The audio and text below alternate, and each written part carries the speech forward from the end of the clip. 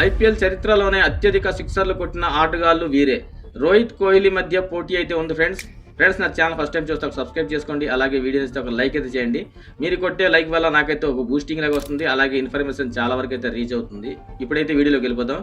Cricket ప్రేమికులు ఎంతగో ఎదురు చూస్తున్న ఐపీఎల్ 2025 సీజన్ మరో 4 రోజుల్లో ఆరంభం కానుంది.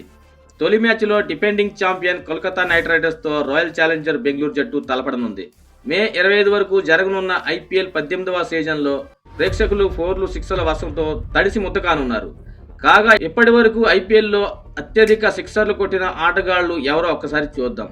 ఐపీఎల్ చరిత్రలోనే అత్యధిక సిక్సర్లు బాదిన రికార్డు క్రిస్ గేల్ పేరిట ఉంది. 3 వేరే ఫ్రాంచైజీ తరపున ఆడాడు.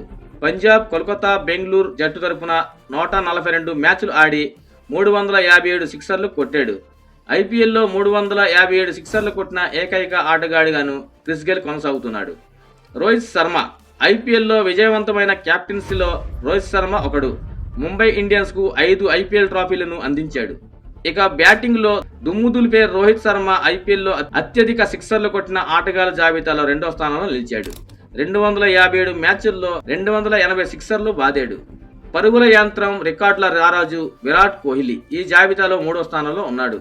కోహ్లీ 252 మ్యాచ్ల్లో 272 సిక్సర్లు బాదాడు. రోహిత్ కంటే కేవలం 8 సిక్సర్ల వెనకంజలో ఉన్నాడు. ఐపీఎల్ 18వ సీజన్లో రోహిత్ను కోహ్లీ అధిగమిస్తాడో లేదో చూడాలి. మహేంద్ర సింగ్ ధోని ఐపీఎల్లో అత్యధిక విజయవంతమైన కెప్టెన్లో మహేంద్ర సింగ్ ధోని కూడా ఒకడు.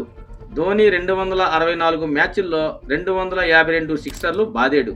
ఈ క్రమంలో అత్యధిక సిక్సర్లు జాబితాలో 4వ స్థానంలో ఉన్నాడు.